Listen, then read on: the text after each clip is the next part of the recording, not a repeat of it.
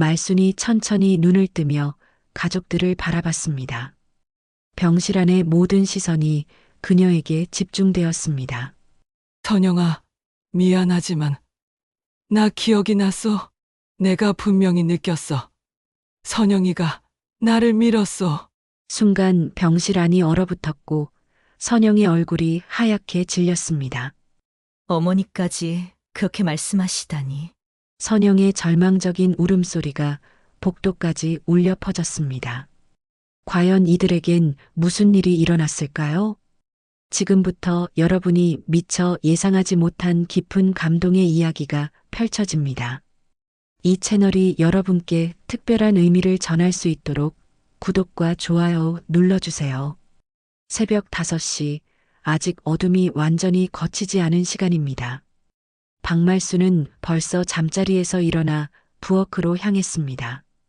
72살의 나이에도 여전히 꼿꼿한 허리, 그리고 손목에 찬 낡은 시계가 째깍째깍 소리를 내며 하루의 시작을 알렸습니다.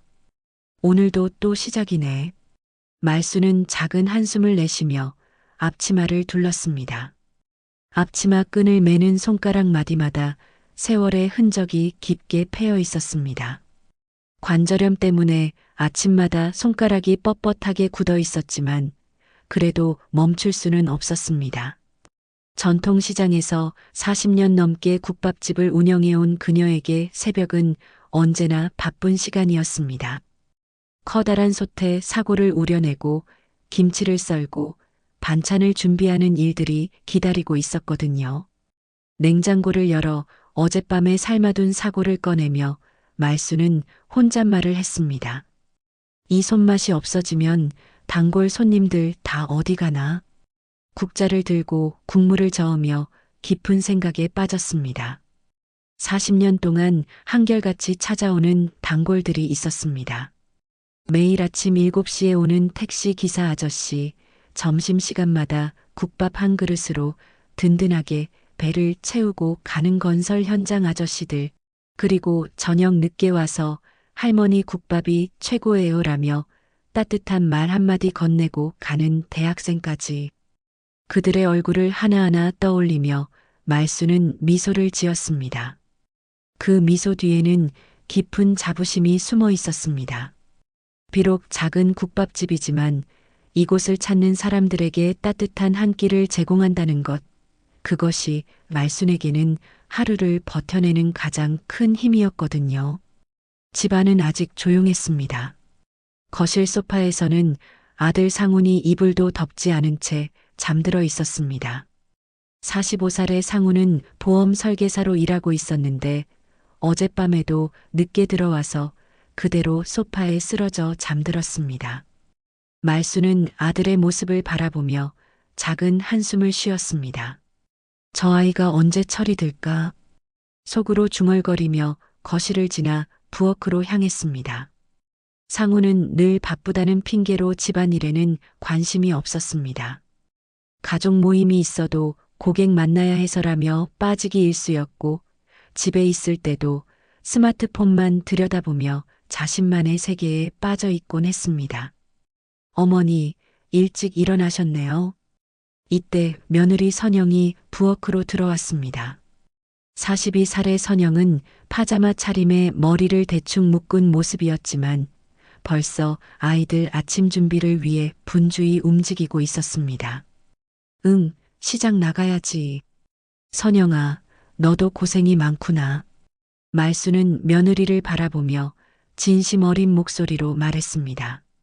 선영은 억척스럽게 두 아이를 키우며 시어머니까지 챙기고 있었습니다.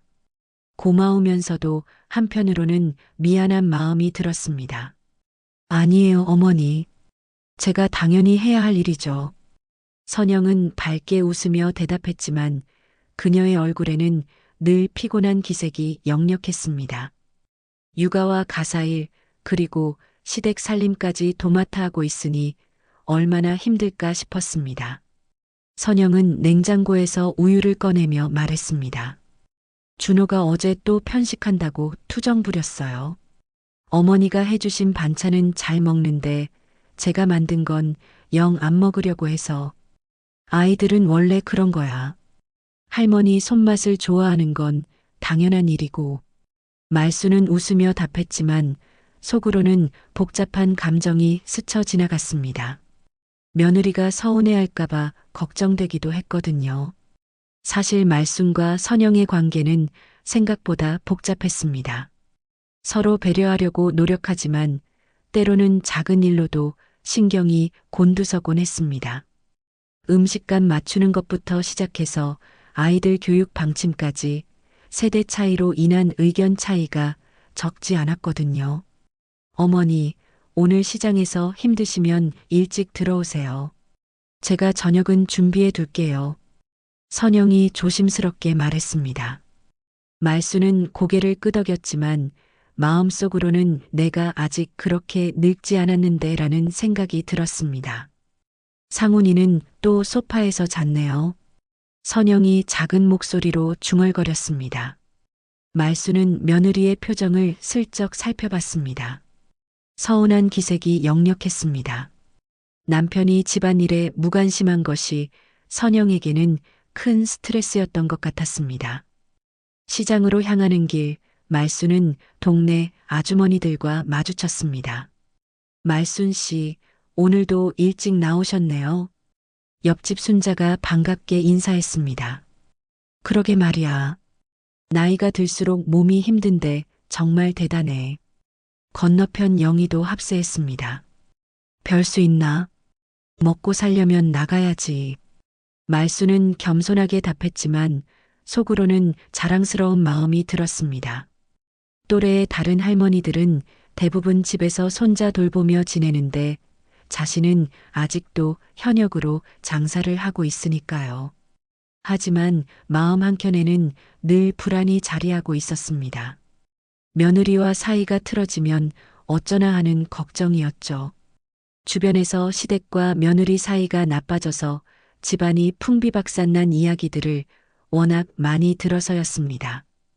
특히 요즘 젊은 며느리들은 예전과 다르다는 말을 자주 들었거든요. 국밥집에 도착한 말수는 익숙한 손놀림으로 하루를 준비했습니다. 가스레인지에 불을 켜고 김치통에서 잘 익은 김치를 꺼내 썰기 시작했습니다. 김치 써는 소리가 리듬감 있게 들려왔습니다. 툭툭툭 하는 소리가 마치 음악처럼 느껴졌습니다. 오전 7시 첫 번째 단골 손님이 들어왔습니다. 할머니, 오늘도 국밥 한 그릇 부탁해요. 택시기사 김 씨였습니다. 네, 금방 갖다 드릴게요. 오늘 국물이 특히 진해요. 말순의 얼굴에 진짜 웃음이 번졌습니다. 이런 순간들이 그녀에게는 가장 행복한 시간이었거든요. 저녁 6시 말수는 하루 종일 국밥집에서 일하고 지친 몸을 이끌고 집으로 돌아왔습니다. 발걸음이 평소보다 무거웠고 허리와 다리가 욱신거렸습니다. 그래도 가족들 저녁 준비를 해야 한다는 생각에 부엌으로 향했습니다. 어머니, 오셨어요? 오늘 장사 어떠셨어요? 선영이 반갑게 맞이했습니다. 아이들 숙제를 도와주다가 일어선 모습이었습니다. 그저 그렇지. 요즘 경기가 안 좋아서 손님들이 많이 줄었어. 말수는 한숨을 쉬며 앞치마를 벗었습니다. 거실에서는 상훈이 소파에 앉아 텔레비전을 보고 있었습니다. 넥타이는 풀어헤치고 와이셔츠 소매를 걷어올린 모습이었습니다. 아들아, 어머니 오셨는데 인사는 안 하냐? 말순이 약간 서운한 목소리로 말했습니다. 아, 어머니. 오늘도 고생하셨어요. 상우는 시선은 텔레비전에 둔 채 건성으로 대답했습니다. 스마트폰을 만지작거리며 문자 메시지를 확인하고 있었습니다. 말수는 아들의 무관심한 태도가 못마땅했지만 직접 말하지는 않았습니다. 어머니, 제가 저녁 준비할게요. 오늘 피곤해 보이세요. 선영이 다가와서 말했습니다. 하지만 말수는 고개를 저었습니다. 괜찮다. 내가 할게. 너희들 입맛에 맞게 하려면 내가 직접 해야지. 부엌에서 저녁 준비를 하던 말수는 갑자기 어지러움을 느꼈습니다. 하루 종일 서서 일한 탓에 다리에 힘이 빠지는 것 같았습니다. 국자를 잡은 손이 떨렸고 잠시 싱크대에 몸을 기댔습니다. 어머니, 괜찮으세요? 선영이 걱정스러운 표정으로 다가왔습니다. 괜찮아, 괜찮어. 그냥 좀 피곤한 것 같아. 말수는 애써 웃으며 대답했지만 몸의 신호를 무시할 수는 없었습니다. 저녁 식사 시간 가족들이 모두 식탁에 앉았습니다. 10살 된 준호와 8살 된 수진이가 할머니가 만든 반찬이 제일 맛있어요 라며 잘 먹는 모습을 보니 말순의 마음이 한결 밝아졌습니다. 상훈아, 요즘 일이 많이 힘들어? 말순이 아들에게 물었습니다. 상훈은 밥을 입에 넣으면서 대답했습니다. 네, 실적 압박이 심해서요. 새로운 고객 개발하느라 매일 늦어요. 그래도 집에 있을 때는 가족들과 시간을 보내야지. 말순의 말에 상우는 약간 짜증스러운 표정을 지었습니다. 어머니, 제가 얼마나 바쁜지 모르세요. 경쟁이 얼마나 치열한데요. 선영이 중간에서 분위기를 바꾸려고 했습니다. 아이들아, 오늘 학교에서 뭐 했는지 할머니한테 이야기해드려. 준호가 신나게 대답했습니다. 할머니, 저 오늘 수학 시험에서 100점 맞았어요. 우리 준호 정말 대단하네. 할머니가 자랑스럽다. 말순의 얼굴에 환한 웃음이 번졌습니다. 이런 순간들이 그녀에게는 가장 큰 기쁨이었습니다. 식사를 마치고 설거지를 하던 중 말순은 다시 어지러움을 느꼈습니다. 이번에는 더 심했습니다. 그릇이 손에서 미끄러져 바닥에 떨어질 뻔했습니다. 어머니, 선영이 재빨리 달려와서 말순을 부축했습니다. 어머니, 병원에 가보셔야 할 것 같아요. 오늘 하루 종일 안 좋아 보이셨어요. 선영의 목소리에 진짜 걱정이 담겨 있었습니다. 하지만 말순은 완고하게 고개를 저었습니다. 아니야, 그냥 피곤한 거야. 하루 쉬면 괜찮아질 거야. 저녁 9시 말순은 평소보다 일찍 잠자리에 들었습니다. 몸이 유난히 무겁고 기운이 없었습니다. 침대에 누워서도 계속 어지러움이 이어졌습니다. 내일 아침에는 괜찮아지겠지 하고 생각하며 눈을 감았습니다. 밤 11시쯤 말순은 갑자기 목이 말라서 잠에서 깼습니다. 물을 마시려고 일어나는데 몸의 균형이 잡히지 않았습니다. 벽에 손을 짚고 천천히 부엌으로 향했는데 갑자기 현기증이 심하게 일었습니다. 이상하네. 말순은 중얼거리며 계단 쪽으로 발걸음을 옮겼습니다. 그런데 그 순간 발이 헛디뎌지면서 몸이 앞으로 기울어졌습니다.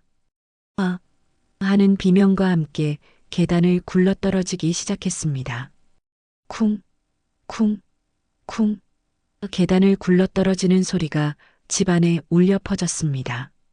말순은 마지막 계단에서 멈췄고 허리와 다리에 극심한 통증을 느꼈습니다. 아야, 아야. 신음소리가 새어나왔습니다. 어머니, 선영이 제일 먼저 달려왔습니다. 잠옷 차림으로 계단 아래 쓰러져 있는 시어머니를 보고 얼굴이 하얗게 질렸습니다. 어머니, 괜찮으세요? 어디 다치셨어요? 선영아, 아파. 일어날 수가 없어. 말순의 목소리는 가느다랗게 떨렸습니다. 허리 부분에서 찌릿한 통증이 계속 이어졌고 오른쪽 다리에서는 감각이 둔해지는 것 같았습니다. 여보, 빨리 와요. 선영이 큰 소리로 상훈을 불렀습니다. 상훈이 급히 뛰어왔고 아이들도 소란스러운 소리에 잠에서 깨어나왔습니다. 할머니, 준호와 수진이 울음을 터뜨렸습니다. 어머니, 움직이시면 안 돼요. 제가 구급차 부를게요. 선영이 떨리는 손으로 전화기를 잡았습니다. 상우는 어머니 곁에 무릎을 꿇고 앉아서 어머니, 괜찮으세요? 어디가 제일 아프세요? 라고 물었습니다. 이 순간 집 밖에서는 이웃 아주머니 몇 명이 소란스러운 소리를 듣고 모여들기 시작했습니다. 무슨 일이야? 말순 씨 집에서 무슨 일 생겼나? 수군거리는 소리들이 들려왔습니다. 구급차가 도착하기까지의 시간이 말순에게는 영원처럼 느껴졌습니다. 통증 때문에 의식이 흐려지기 시작했고 선영의 걱정스러운 목소리가 점점 멀어지는 것 같았습니다. 가족들의 급박한 목소리와 이웃들의 웅성거림 속에서 말순의 평온했던 일상은 순식간에 위기로 변해버렸습니다. 병원 응급실의 차가운 형광등 불빛 아래 말순은 의식을 잃은 채 침대에 누워 있었습니다. 의료진들이 분주하게 움직이며 검사를 진행하고 있었고 가족들은 복도에서 초조하게 기다리고 있었습니다. 환자분 상태가 어떤가요? 상훈이 의사에게 다급하게 물었습니다. 허리 쪽에 타박상이 심하고 오른쪽 발목에 골절 의심 소견이 있습니다. 다행히 뇌에는 이상이 없어 보이는데 정밀 검사를 더 해봐야겠습니다. 의사의 설명에 가족들의 얼굴이 어두워졌습니다. 1시간 후 말순은 천천히 의식을 되찾았습니다. 여기가 어디지? 희미한 목소리로 중얼거렸습니다. 어머니, 깨어나셨어요. 선영이 눈물을 글썽이며 달려왔습니다. 병원이에요. 계단에서 떨어지셔서 말순은 서서히 기억을 되찾기 시작했습니다. 밤중에 물을 마시러 가다가 어지러움을 느끼고 발을 헛디뎌서 계단을 굴러떨어진 것까지는 기억이 났습니다. 하지만 그 이후의 기억은 흐릿했습니다. 선영아, 고마워. 내가 나를 발견해줘서. 말순이 며느리의 손을 꼭 잡았습니다. 선영은 눈물을 닦으며 대답했습니다. 다행히 큰 부상은 아니래요. 며칠 입원하시면 괜찮아지실 거예요. 이때 병실 문이 열리면서 동네 사람들이 하나둘 들어오기 시작했습니다. 옆집 순자 아주머니가 제일 먼저 들어왔습니다. 말순아, 괜찮아? 갑자기 구급차 소리가 나서 깜짝 놀랐네. 고마워, 순자야. 별거 아니야. 말순은 힘없이 웃으며 대답했습니다. 하지만 순자의 표정은 무언가 심상치 않았습니다. 시선이 자꾸 선영 쪽으로 향하고 있었거든요. 그런데 말순아. 순자가 조심스럽게 말을 꺼냈습니다. 내가 어제 저녁에 우연히 봤는데 선영이가 너한테 뭔가 언성을 높이는 것 같던데 혹시 무슨 일 있었어? 선영의 얼굴이 순간 굳어졌습니다. 아, 그건 변명을 하려던 찰나 순자가 다시 말했습니다. 아니, 내가 잘못 본 걸 수도 있어. 그런데 요즘 며느리들이 시어머니한테 함부로 하는 경우가 많다고 하더라고. 병실 안의 분위기가 급격히 차가워졌습니다. 상훈이 갑자기 선영을 날카롭게 쳐다봤습니다. 여보, 혹시 어머니한테 무슨 일이 있었어? 어제 저녁에 뭔 일 있었던 거야? 아무 일도 없었어요.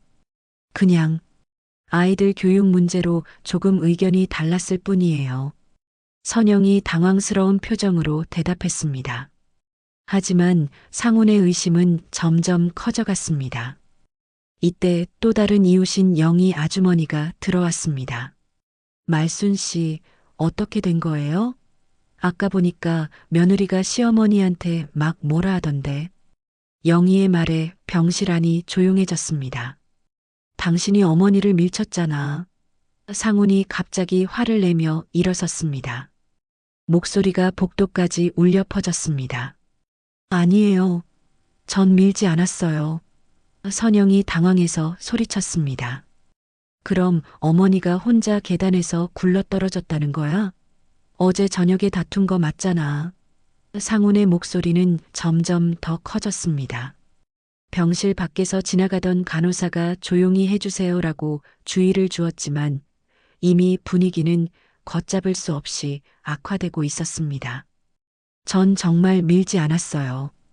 어머니가 스스로 발을 헛디디신 거예요. 선영의 목소리가 떨렸습니다. 억울함과 분노, 그리고 무력감이 한꺼번에 밀려왔습니다. 아무도 자신의 말을 믿어주지 않는다는 것이 가장 힘들었습니다. 선영아, 진실을 말해. 정말 어머니를 밀지 않았어? 상훈이 차갑게 물었습니다. 선영은 눈물을 흘리며 대답했습니다. 정말 안 했어요. 제가 왜 어머니를 밀어요? 아무 이유가 없잖아요. 하지만 이웃들의 증언은 계속 이어졌습니다. 나도 어제 저녁에 말소리 크게 들렸어.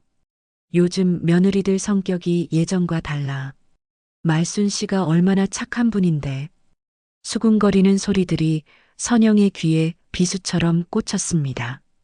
말순은 혼란스러운 상황을 바라보며 기억을 되짚어보려 했습니다. 어제 저녁에 정말 선영과 다툼이 있었던 것 같기도 하고 아닌 것 같기도 했습니다. 머리가 멍해서 정확한 기억이 나지 않았습니다. 모두 그만해요. 말순이 힘겹게 말했습니다. 지금 중요한 건 내가 다친 거니까 서로 싸우지 말고.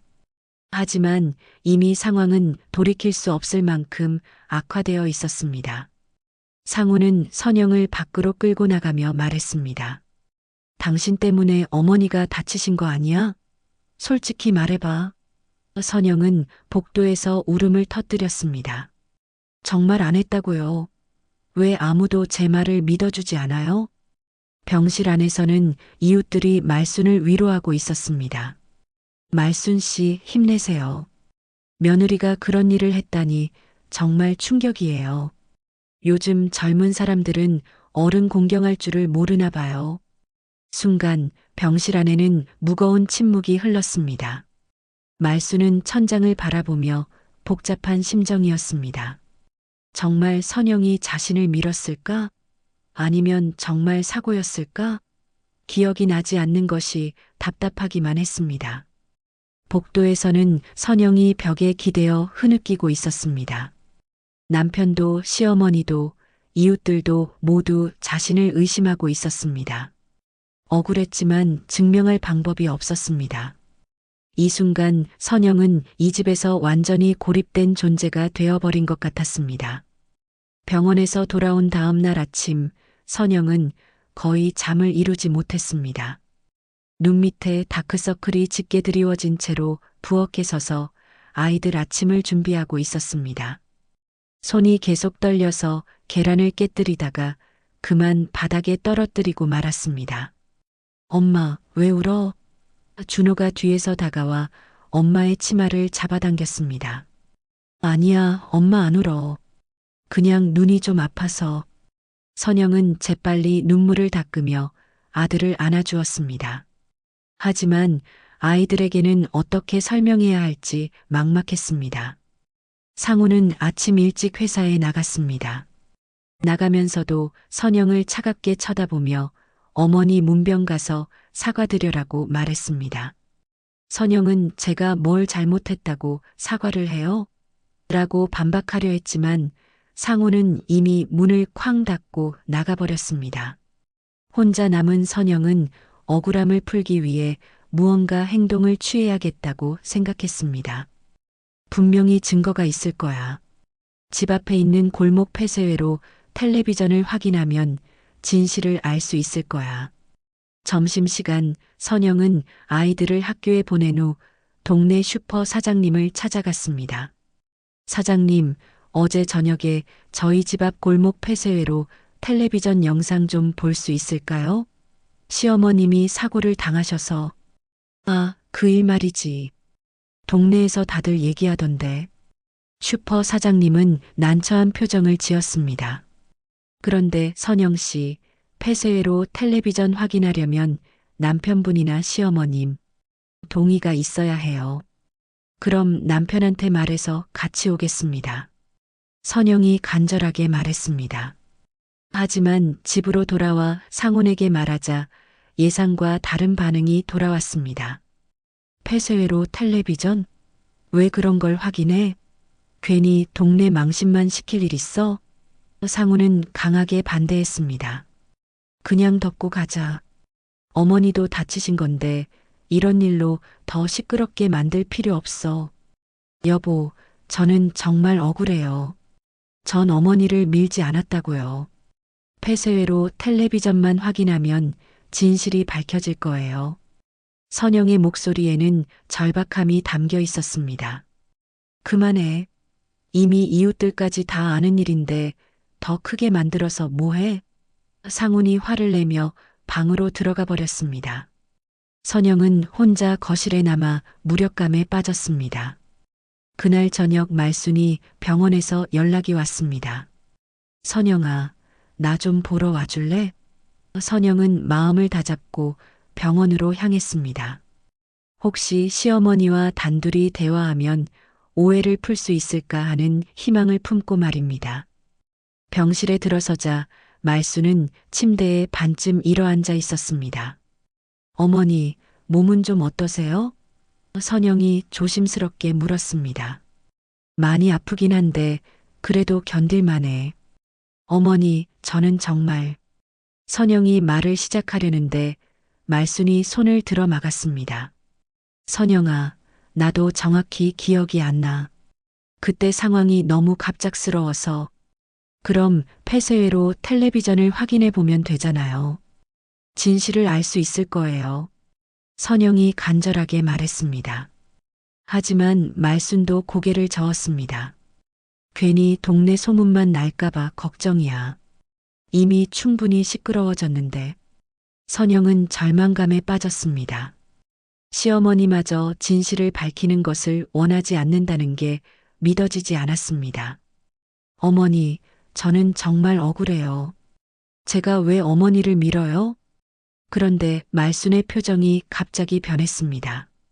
뭔가 기억이 떠오르는 듯한 모습이었습니다. 선영아, 사실은 말순이 입을 열려던 순간 간병인이 들어와서 대화가 중단되었습니다. 이튿날 선영은 포기하지 않고 혼자서라도 진실을 밝히기로 했습니다. 남몰래 시장관리사무소를 찾아가서 폐쇄회로 텔레비전 영상을 요청했습니다. 죄송한데 저희 집 앞 골목 어제 저녁 영상 좀 볼 수 있을까요? 아, 그 일 말씀이시군요. 그런데 참 이상한 게 관리사무소 직원이 난처한 표정을 지었습니다. 어제 새벽에 누군가가 와서 그 시간대 영상을 삭제해달라고 요청했어요. 삭제요? 누가요? 선영의 얼굴이 하얗게 질렸습니다. 가족분이라고 하시던데 남자분이었어요. 정확한 신원은 확인 안 했지만 어머님 사고와 관련해서 개인정보 보호 차원에서 삭제해달라고 하더라고요. 선영은 충격에 빠졌습니다. 누가 일부러 영상을 삭제한 것일까? 진실을 숨기려는 누군가가 있다는 뜻이었습니다.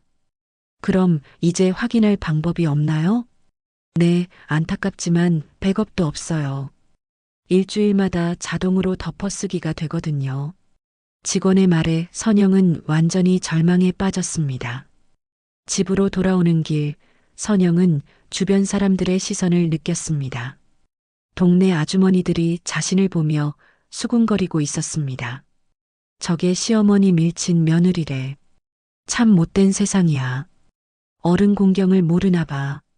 선영은 빨리 집으로 들어가려 했지만 슈퍼 앞에서 몇몇 아주머니들이 둘러쌌습니다. 선영 씨, 정말 시어머니를 밀었어요? 직접적인 질문에 선영은 당황했습니다. 아니에요. 전 정말 그런 일 안 했어요. 선영이 필사적으로 해명했지만 아주머니들의 표정은 차가웠습니다. 그럼 왜 시어머니가 다쳤겠어요? 혼자 계단에서 굴러떨어지기야 하겠어요? 선영은 더 이상 변명할 힘도 없었습니다. 집으로 들어와서 방문을 닫고 혼자 울었습니다. 누가 일부러 폐쇄회로 텔레비전 영상을 삭제했을까? 그리고 왜 아무도 자신의 말을 믿어주지 않을까? 의심과 불안이 그녀의 마음을 점점 더 깊게 파고들었습니다. 사흘째 되는 날 오후 말순의 의식이 조금씩 더 또렷해지기 시작했습니다. 병실 창문으로 들어오는 따스한 햇살을 받으며 그녀는 천천히 그날 밤의 기억을 되짚어보려 했습니다. 머릿속이 안개가 낀 것처럼 흐릿했지만 조각조각 기억들이 떠오르기 시작했습니다. 어머니, 오늘 기분이 어떠세요? 상훈이 회사 일을 마치고 병실로 들어왔습니다. 손에는 과일 바구니를 들고 있었고 평소보다 침울한 표정이었습니다. 아들아, 고생이 많구나. 회사 일 바쁜데 매일 와줘서. 어머니가 다치셨는데 제가 당연히 와야죠. 상우는 의자를 끌어당겨 앉으며 말했습니다. 그런데 어머니, 그날 밤에 정확히 무슨 일이 있었는지 기억나세요? 말수는 눈을 감고 깊이 생각해 봤습니다. 그날 저녁 식사 후의 일들, 선영과 나눈 대화들, 그리고 밤중에 일어난 일까지 기억의 파편들이 하나씩 맞춰지기 시작했습니다. 아들아, 말순이 조심스럽게 입을 열었습니다. 내가 기억하기로는 그날 밤에 선영이와 조금 말다툼이 있었던 것 같아. 아이들 교육 문제로. 상훈의 눈빛이 날카로워졌습니다. 역시 그랬군요. 선영이가 어머니께 함부로 했던 거네요. 잠깐, 아직 다 말하지도 않았는데. 말순이 손을 들어 제지했지만 상훈은 이미 확신에 차 있었습니다. 어머니, 더 이상 선영이를 감싸주실 필요 없어요. 이제 진실을 말씀해 주세요. 이때 병실 문이 열리며 선영이 들어왔습니다. 손에는 따뜻한 죽을 담은 보온통을 들고 있었습니다. 어머니, 몸에 좋은 전복죽 끓여왔어요. 조금이라도 드셔보세요. 병실 안의 분위기는 얼어붙었습니다. 상훈이 선영을 노려보고 있었고 말수는 복잡한 표정으로 며느리를 바라봤습니다. 선영은 무언가 이상한 기류를 느꼈지만 일단 죽그릇을 차려놓기 시작했습니다. 선영아, 잠깐 앉아봐. 말순이 무거운 목소리로 말했습니다. 선영은 가슴이 뛰기 시작했습니다.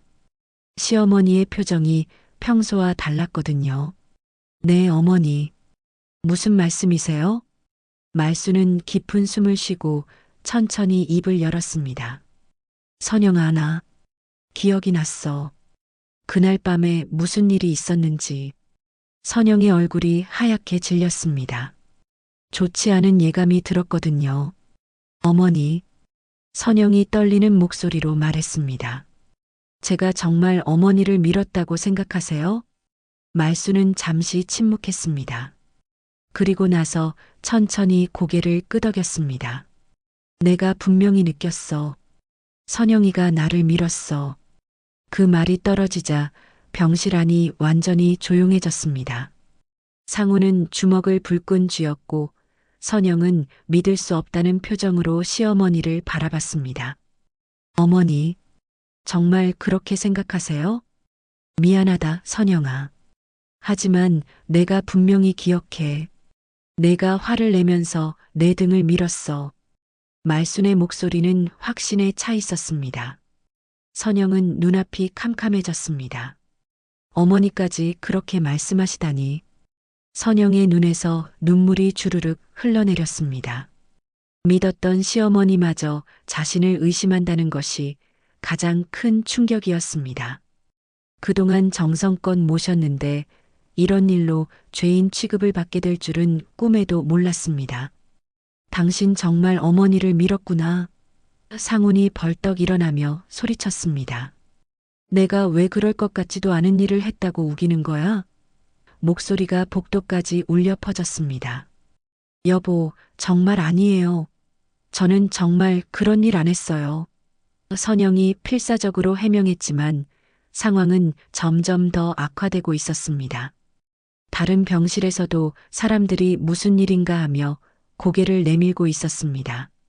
이때 병실 문이 열리며 동네 아주머니들이 들어왔습니다. 순자와 영희, 그리고 건너편 집 금순이까지 왔습니다. 말순아, 어떻게 됐어? 며느리가 정말 그런 일을 했다는 게 사실이야?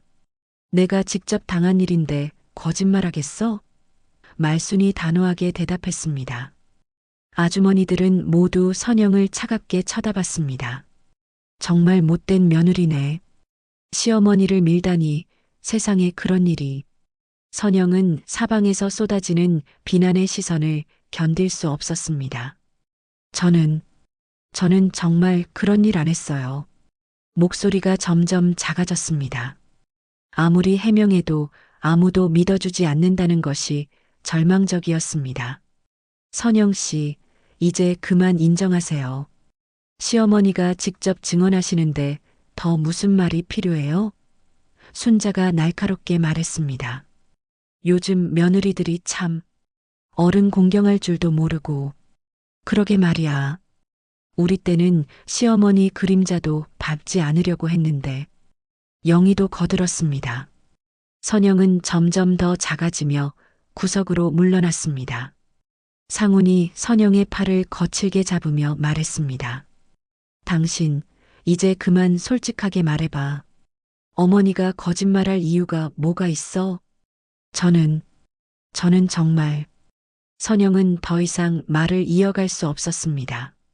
온 세상이 자신의 적이 된 것 같았습니다. 가족도, 이웃도 모두가 자신을 범인으로 몰아가고 있었습니다. 당신 집에서 나가. 상훈이 마침내 극한의 말을 내뱉었습니다. 어머니한테 그런 일을 하고도 뻔뻔하게 있을 거야? 선영은 믿을 수 없다는 표정으로 남편을 바라봤습니다. 여보, 정말 저를 내쫓는 거예요? 아이들은 어떻게 해요? 아이들은 내가 키울게. 당신 같은 사람한테 맡길 수 없어. 상훈의 말은 마치 칼날처럼 날카로웠습니다. 병실은 완전한 침묵에 빠졌습니다. 말수는 복잡한 심정으로 이 모든 상황을 지켜보고 있었습니다. 선영은 마지막으로 시어머니를 바라보며 간절하게 말했습니다. 어머니, 정말 저를 믿어주실 수 없으세요? 하지만 말수는 고개를 돌렸습니다. 선영은 그 순간 모든 것이 끝났다는 것을 깨달았습니다. 가족도, 집도 모든 것을 잃게 된 것이었습니다. 집에서 쫓겨난 선영은 가방 하나만 들고 동네를 벗어났습니다. 갈 곳이 마땅치 않아서 일단 고등학교 동창인 미경인의 집으로 향했습니다. 버스 안에서 창밖을 바라보며 눈물이 계속 흘러내렸습니다. 어떻게 이런 일이 벌어질 수 있을까 싶었습니다. 선영아, 무슨 일이야? 왜 이렇게 늦은 시간에? 미경이 문을 열어주며 깜짝 놀랐습니다. 선영의 눈이 퉁퉁 부어 있고 얼굴이 창백했거든요. 미경아, 나 잠깐 여기서 하룻밤만 잘 수 있을까?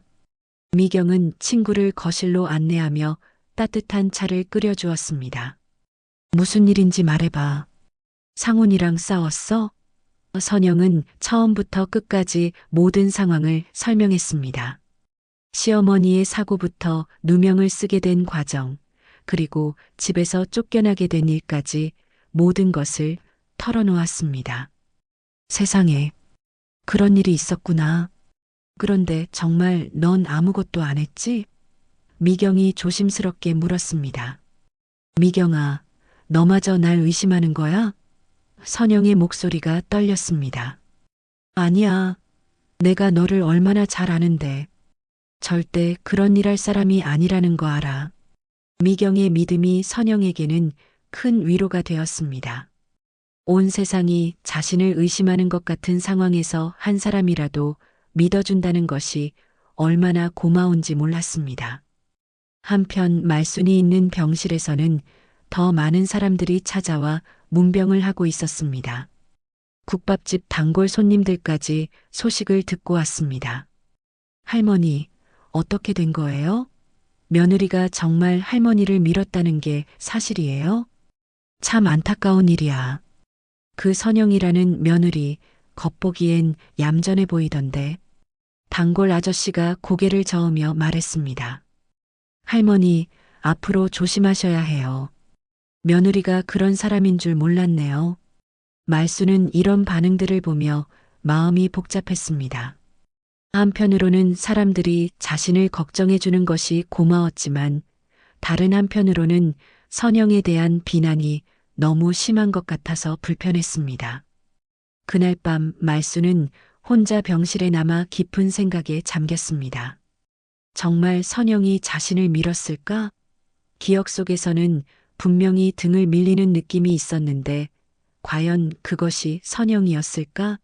진통제 때문에 머리가 흐릿해서 정확한 판단이 서지 않았습니다. 다음 날 아침 상훈이 아이들과 함께 병실에 왔습니다. 할머니, 준호와 수진이 달려와서 할머니의 손을 꼭 잡았습니다. 할머니 아파요? 언제 집에 와요? 우리 손자들아, 할머니 금방 나을 거야. 걱정 마. 말수는 아이들을 보며 억지로 웃었습니다. 하지만 아이들의 다음 질문에 할 말을 잃었습니다. 할머니, 엄마는 왜 안 와요? 엄마가 보고 싶어요. 수진이 울먹이며 물었습니다.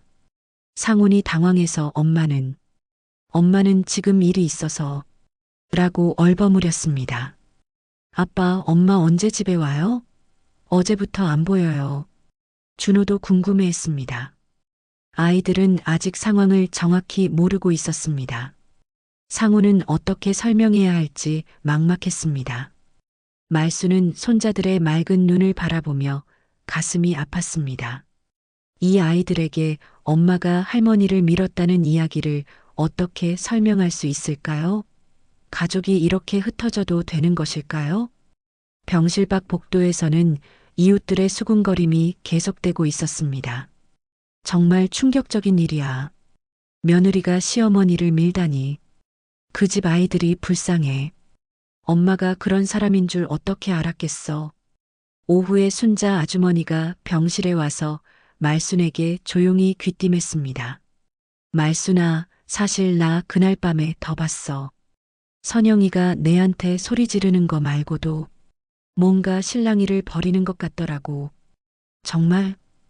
말순이 관심을 보였습니다. 응, 창문으로 흘끗 봤는데 선영이가 화가 많이 난 것 같았어.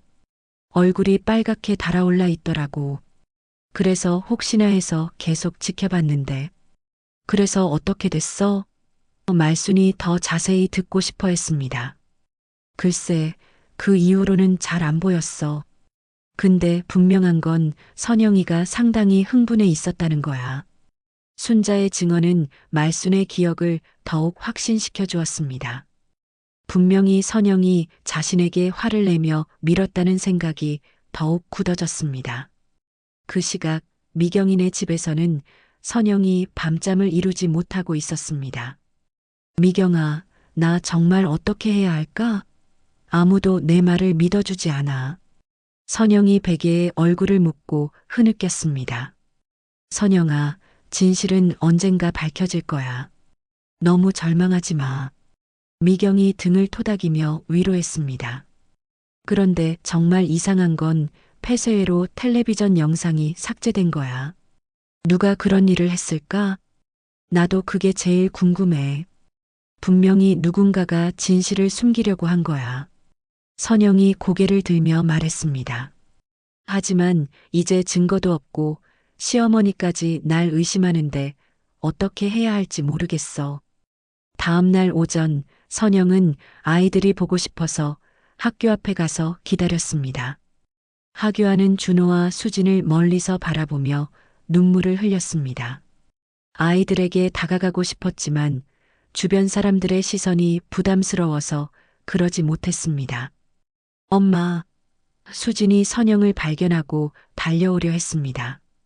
하지만 함께 온 상훈이 아이를 제지했습니다. 수진아, 엄마한테 가면 안 돼. 아빠랑 집에 가자. 왜요? 엄마 보고 싶어요. 수진이 울기 시작했습니다. 선영도 참을 수 없어서 아이에게 다가가려 했지만 상훈이 막아섰습니다. 당신은 이제 우리 가족이 아니야. 아이들한테 나쁜 영향 줄까봐 걱정돼. 여보, 제발. 아이들만은. 선영이 간청했지만 상훈은 아이들을 데리고 가버렸습니다. 선영은 그 자리에 주저앉아 오열했습니다. 모든 것을 잃었습니다. 가족도, 집도, 심지어 아이들까지도. 동네 전체가 선영을 죄인으로 낙인 찍었습니다. 그녀는 완전히 고립된 존재가 되어버렸습니다. 진실을 밝힐 방법도 사라졌고 아무도 자신의 편이 되어주지 않았습니다. 세상에서 가장 외로운 사람이 된 기분이었습니다. 선영이 집을 떠난 지 사흘째 되던 날, 동네 구멍가게를 운영하는 철수 아저씨가 말순의 병실을 찾아왔습니다. 평소에는 과묵한 성격이라 별로 말이 없던 분이었는데 오늘은 왠지 표정이 심각했습니다. 말순 씨, 몸은 좀 어떠세요? 철수가 조심스럽게 인사했습니다. 고마워요, 철수 씨. 그런데 무슨 일로 이렇게 늦은 시간에? 말순이 궁금해하며 물었습니다. 철수는 잠시 망설이더니 주변을 둘러보고 나서 목소리를 낮췄습니다. 사실 선영 씨한테 전해줄 게 있어서 왔어요. 그런데 선영 씨가 지금 어디 계신지. 철수의 말에 말순은 당황했습니다. 선영이한테요? 무슨 말씀이세요? 철수는 가방에서 작은 하드디스크를 꺼냈습니다. 제 가게 폐쇄회로 텔레비전이 골목 쪽을 비추거든요. 보통은 일주일마다 지우는데 이번엔 깜빡하고 그냥 뒀었어요. 그런데 오늘 확인해 보니 뭐가 있었다는 거예요? 말순의 심장이 빨리 뛰기 시작했습니다. 설마 선영의 무죄를 증명할 증거가 있다는 건 아닐까요? 직접 보시는 게 나을 것 같아요. 철수가 노트북을 꺼내서 화면을 켰습니다. 이 영상이 그날 밤 11시쯤 녹화된 건데요. 화면에는 어둠 속의 골목이 보였습니다. 가로등 불빛이 희미하게 집 앞을 비추고 있었고 처음에는 아무것도 보이지 않았습니다. 그런데 몇 분 후 누군가가 집 밖으로 나오는 모습이 보였습니다. 저게 말순이 화면을 자세히 들여다봤습니다. 화면 속 인물은 비틀거리며 걷고 있었고 뭔가를 중얼거리는 것 같았습니다.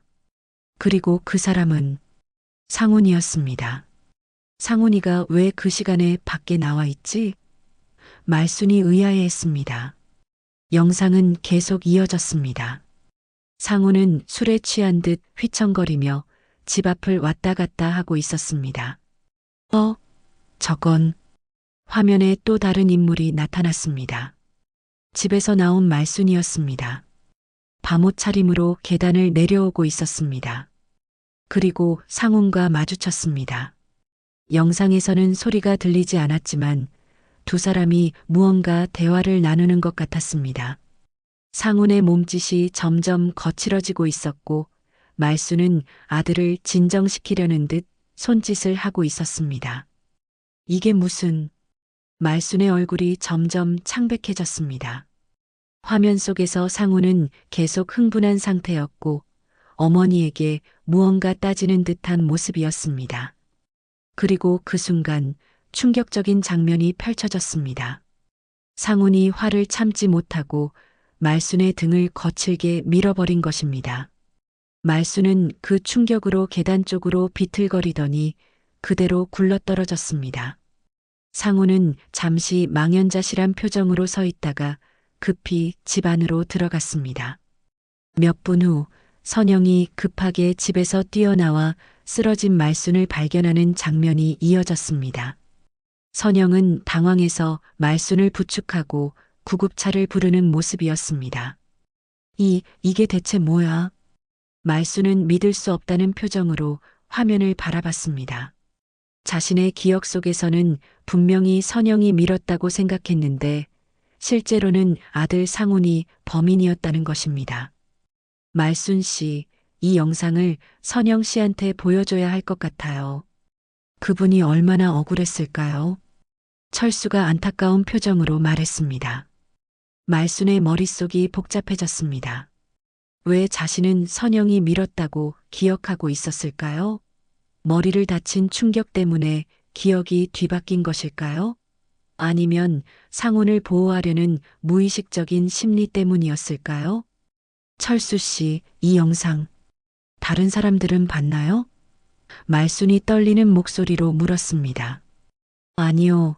아직 아무한테도 안 보여줬어요. 먼저 말순 씨한테 보여드리는 게 맞다고 생각해서요. 그럼 왜 그날 밤에 밖에 나와 있었을까요? 말순이 혼잣말처럼 중얼거렸습니다. 철수는 조심스럽게 대답했습니다. 영상을 보니까 술에 취한 것 같았어요. 그리고 뭔가 화가 많이 난 상태였고요. 말수는 그제야 그날 밤의 진짜 기억이 떠올랐습니다. 상훈이 늦게 술을 마시고 들어와서 소파에서 잠들었는데 중간에 깨어나서 밖으로 나간 것 같았습니다. 그리고 자신이 물을 마시러 나갔을 때 마주쳤던 것이었습니다. 상훈이가 정말 나를 밀었다는 거네. 말순의 목소리가 떨렸습니다. 자신의 친아들이 자신을 다치게 했다는 사실을 받아들이기가 쉽지 않았습니다. 더욱이 그 죄를 엉뚱한 며느리가 뒤집어 쓰고 있다는 것이었습니다. 선영이 얼마나 억울했을까? 말순의 눈에서 눈물이 흘러내렸습니다. 며느리를 의심하고 집에서 내쫓은 것에 대한 죄책감이 밀려왔습니다. 그동안 선영이 얼마나 정성껏 자신을 모셨는데 그런 며느리를 범인으로 몰아간 것이었습니다. 철수 씨, 이 영상 복사해서 가져가도 될까요? 선영이한테 보여줘야겠어요. 말순이 간절하게 부탁했습니다. 당연하죠. 진실은 밝혀져야죠. 철수가 돌아간 후 말순은 혼자 남아서 깊은 후회에 빠졌습니다. 어떻게 이런 일이 벌어졌을까요? 왜 자신은 아들이 아닌 며느리를 의심했을까요? 그리고 상우는 왜 자신을 밀고도 선영에게 죄를 뒤집어 씌웠을까요? 병실 창문 너머로 보이는 밤하늘을 바라보며 말수는 이제 무엇을 해야 할지 깊이 고민했습니다. 진실을 밝히고 선영의 억울함을 풀어줘야 했습니다. 하지만 그것은 동시에 자신의 친아들을 범인으로 만드는 일이기도 했습니다. 이틀 후 오후 말수는 퇴원을 앞두고 있었습니다. 목발을 짚고 걸을 수는 있었지만 마음의 상처는 몸의 상처보다 훨씬 깊었습니다. 철수 아저씨가 가져다 준 영상을 보고 나서 잠도 제대로 이루지 못했거든요. 어머니, 퇴원 준비 다 됐어요? 상훈이 병실에 들어왔습니다. 평소와 다름없는 모습이었지만 말순의 눈에는 이제 아들이 다르게 보였습니다. 어떻게 자신을 밀고도 이렇게 태어날 수 있을까 싶었습니다. 상훈아, 잠깐 앉아봐. 너한테 할 말이 있어. 말순의 목소리는 평소와 달리 무거웠습니다. 상훈은 의아한 표정으로 의자에 앉았습니다. 뭔 말씀이세요? 말수는 침대 옆 서랍에서 철수가 준 하드디스크를 꺼냈습니다. 이거 봐. 노트북 화면을 상훈 쪽으로 돌렸습니다. 영상이 재생되기 시작하자 상훈의 얼굴이 점점 굳어갔습니다. 화면 속에서 술에 취한 상훈이 어머니와 실랑이를 벌이는 장면이 나왔습니다. 그리고 결정적인 순간 상훈이 말순의 등을 밀어버리는 모습이 선명하게 담겨 있었습니다. 이게 뭐야? 상훈이 당황해서 중얼거렸습니다. 얼굴이 하얗게 질리더니 식은땀이 흘러내리기 시작했습니다. 어머니, 이건 내가 나를 밀었구나. 말순의 목소리는 차갑고 단호했습니다. 그러고는 선영이한테 죄를 뒤집어 씌웠어. 어떻게 그럴 수가 있니? 상훈은 아무 말도 할 수 없었습니다. 증거가 명확하게 나와 있는데 변명할 여지가 없었거든요. 손이 떨리며 머리를 감쌌습니다. 어머니, 미안해요. 그날 밤에 술을 너무 많이 마셔서 정신이 없었어요. 술을 마셔서 그게 내 어머니를 밀 이유가 되냐? 말순의 목소리에 분노가 섞여 있었습니다. 그리고 왜 선영이한테 죄를 뒤집어 씌웠어? 그 애가 얼마나 억울했겠어. 상우는 무릎을 꿇고 엎드렸습니다. 어머니, 정말 죄송합니다. 그때 너무 놀라서 어떻게 해야 할지 몰랐어요. 그래서 그냥 모른 척 했어요. 모른 척? 내 아내를 죄인으로 만들면서 말순이 목발을 짚고 일어나려 했습니다. 상훈이 급히 부축하려 했지만 말순은 그의 손을 뿌리쳤습니다. 어머니, 정말 미안해요. 어떻게 용서를 빌어야 할지. 상훈의 목소리가 떨렸습니다.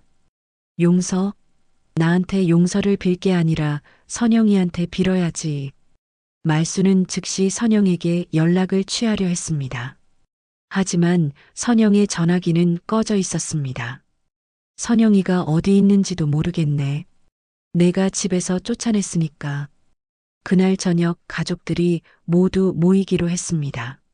말순은 퇴원해서 집으로 돌아왔고 상우는 온 동네를 돌아다니며 선영을 찾았습니다. 결국 미경이네 집에서 선영을 찾을 수 있었습니다. 선영아. 상훈이 미경이네 문 앞에서 선영을 마주했습니다. 선영은 남편을 보자마자 등을 돌렸습니다. 왜 왔어요? 저한테 더 이상 할 말 없잖아요. 선영아, 내가 잘못했어. 집에 가자. 어머니가 기다리고 계셔.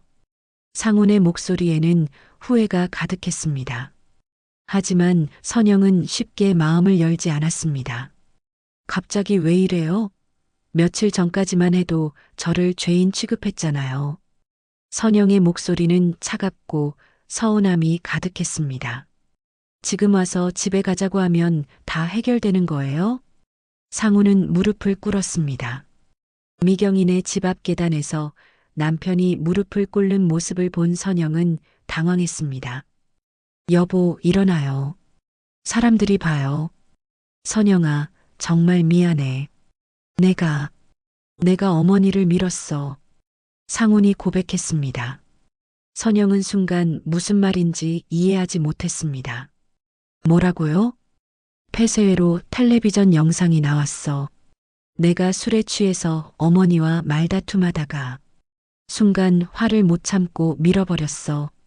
상훈의 고백에 선영은 충격에 빠졌습니다.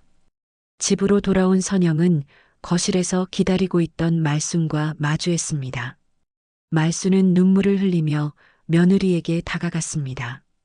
선영아, 미안해. 내가 널 오해했구나. 어머니.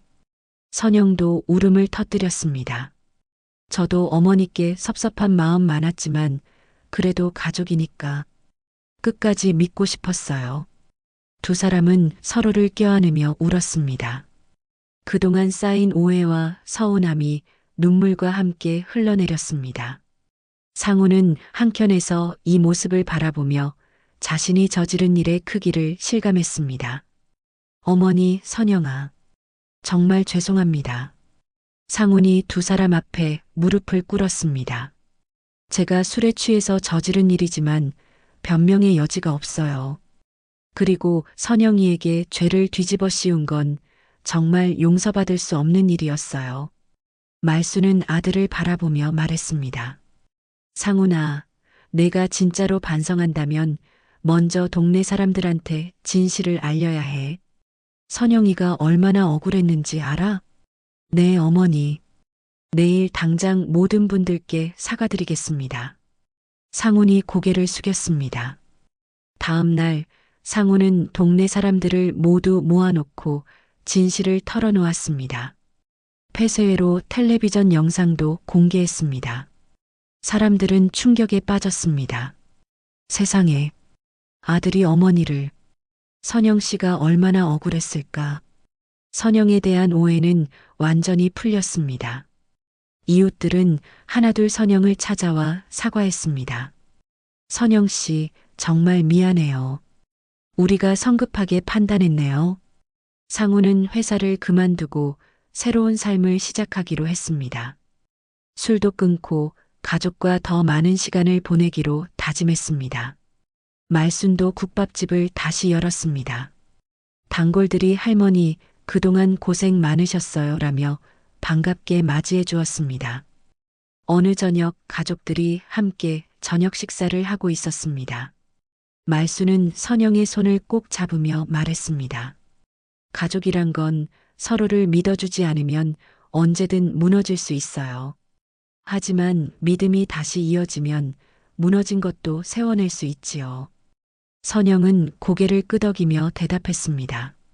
어머니 말씀이 맞아요. 앞으로는 더 자주 대화하고 서로를 이해하려고 노력할게요. 상훈도 가족들을 바라보며 다짐했습니다. 저도 이제 진짜 가장 역할을 하겠습니다. 가족보다 소중한 건 없다는 걸 깨달았어요. 이후 이 가족은 아픔 속에서도 서로를 다시 껴안으며 새로운 삶을 시작했습니다. 진실이 밝혀진 후 그들의 유대는 이전보다 더욱 단단해졌습니다. 오늘 이야기는 어떠셨나요? 혹시 끝까지 함께 해주신 분이 계시다면 잘 들었습니다. 한마디만 남겨주시면 큰 힘이 됩니다. 곧 더 따뜻하고 좋은 사연으로 다시 인사드리겠습니다. 늘 평안한 하루 보내시길 바라며 감사합니다.